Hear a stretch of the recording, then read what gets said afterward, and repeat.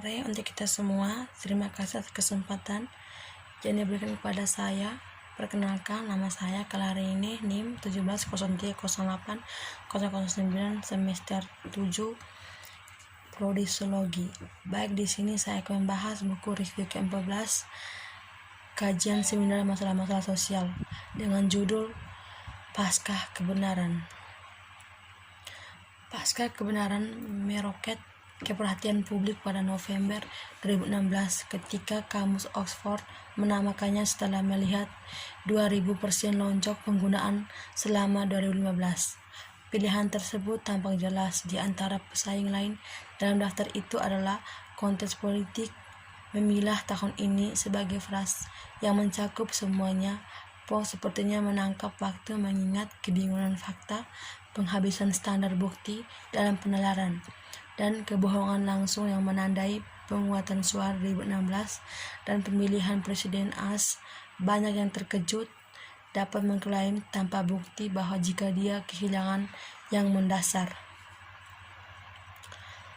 Implikasi untuk pasca kebenaran. Pelajari dari kasus penyangkalan sains ini tidak dapat hilang pada politik saat ini. Rupanya si orang bahkan tidak harus menyembunyikan strategi seorang lagi dalam lingkungan di mana keberingkatan dan diasumsikan, dan itu seringkali cukup untuk memilih tim daripada melihat bukti informasi yang salah dapat disebarkan di tempat terbuka dan tertutup. Aktor bias kognitif. Orang dapat meramalkan masa depan hanya bertetapan dengan keinginan mereka sendiri, dan fakta yang paling jelas bisa diabaikan ketika mereka tidak diinginkan. Salah satu akar terdalam dari postur juga telah ada terpanjang telah terhubung ke otak sejarah evolusi manusia. Bias kognitif. Para psikolog selama beberapa dekade telah melakukan eksperimen itu menunjukkan bahwa kita tidak secara rasional. Temuan klasik dari psikolog sosial mencari harmoni antara keyakinan, sikap, dan perilaku kita, dan mengalami ketidaknyamanan psikis ketika mereka tidak seimbang dalam mencari resolusi. Tujuan utama adalah untuk menjaga rasa diri dalam pengalaman yang khas. Fresting memberi subjektif tugas yang sangat membosankan yang dibayar 1 miliar dan beberapa dibayar 20. Setelah menyelesaikan tugas, subjek diminta untuk memberitahu akan melakukan tugas setelah mereka itu menyenangkan. Pekerjaan kontemporer pada bias kognitif. Perpisahan yang luar biasa yang telah terjadi dalam beberapa tahun terakhir di bidang ekonomi perilaku meminjam halaman dari pendekatan eksperimental sebelum dari psikolog sosial. Pada akhir 1970-an, beberapa ekonomi mulai mempertanyakan asumsi penyederhanaan, perumahan sempurna, dan informasi sempurna yang selalu digunakan dalam model neoklasik untuk membuat matematika, tetapi bagaimana jika pendekatan eksperimen dapat diambil? Implikasi untuk post-truth. Bias kognitif kita diperbaiki oleh interaksi kita dengan orang lain. Sungguh ironis untuk berpikir bahwa dalam banjir media hari ini, kita mungkin bisa lebih terrealisasi dari pendapat yang bertentangan dibandingkan saat nenek moyang kita dipaksa untuk tinggal dan bekerja di antara anggota lainnya. Penurunan media tradisional. Jurnalisme mencetak apa yang tidak diinginkan orang lain adalah PR George Orwell.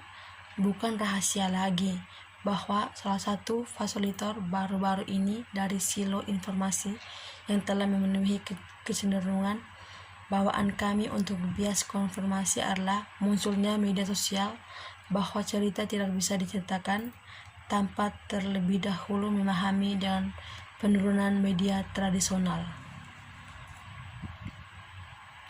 Masalah bias media. Media tradisional, penurunan dalam istilah kompetitif, sekali lagi berbasis opini yang lebih partisipan, modal tumbuh untuk menantangnya. Apa yang ingin saya sampaikan sekarang, apakah itu juga menurunkan dalam kualitas dan komitmennya terhadap nilai-nilai jurnalis yang baik? Dengan munculnya acara berita di TV kabel pada tahun 1996, banyak orang di media tradisional mulai memucat. Bangkitnya media sosial dan masalah dari berita palsu. Penurunan media tradisional telah terjadi sebagian besar disebabkan oleh internet. Tahun puncak untuk sirkulasi koran cetak di Amerika Serikat itu 1984-1. Kemudian mulailah persorotan panjang yang sebagian disebabkan oleh hilangnya pangkas pasar ke TV kabel, tetapi segala benar-benar mulai runtuh dengan ketersediaan publik skala besar di worldwide.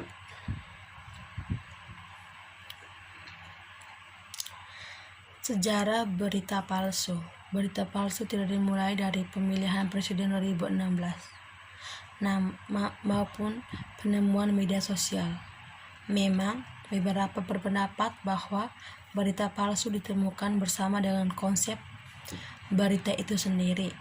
Kabar palsu melejit bersamaan dengan berita itu mulai beredar luas setelah Johannes Gutenberg menemukan mesin cetak pada tahun 1439.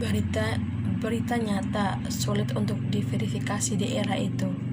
Ada banyak berita palsu terus berlanjut selama berabad-abad, bahkan selama revolusi ilmiah dan pencerahan.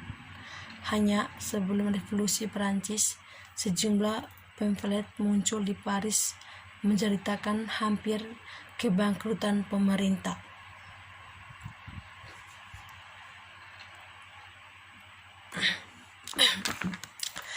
Pemikiran adalah semacam bermain-main api oleh orang-orang yang bahkan tidak tahu bahwa api itu panas. George Orwell. Beberapa orang telah mengusulkan bahwa solusi pasca kebenaran adalah untuk beralih ke akademisi yang telah berpikir bertahun-tahun tentang standar bukti, pemikiran kritis, skeptisisme, bias kognitif, dan sebagainya. Oleh karena itu, memalukan mengakui bahwa salah satu akar paling menyedihkan dari fenomena pasca kebenaran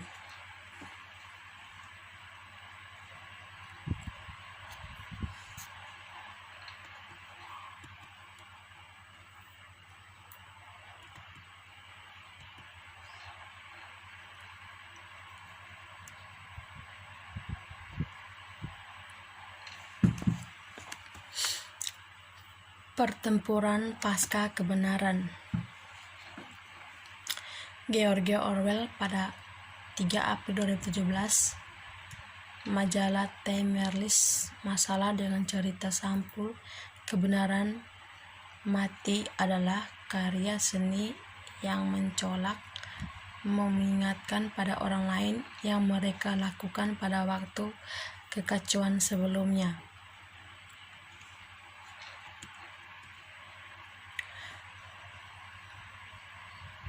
Tahun 1960-an yang menanyakan tentang Tuhan pada April 1966, Presiden Kennedy telah komitmen Amerika terhadap perang Vietnam memiliki kalating tajam. Kejahatan di rumah meningkat dan Amerika berada pada awal era di mana mereka akan mulai kehilangan kepercayaan pada institusi mereka. Momen refleksi nasional.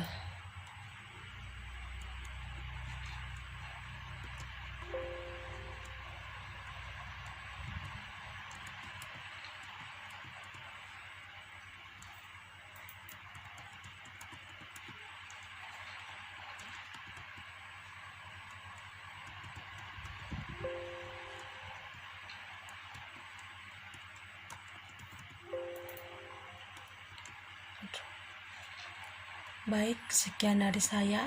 Terima kasih banyak.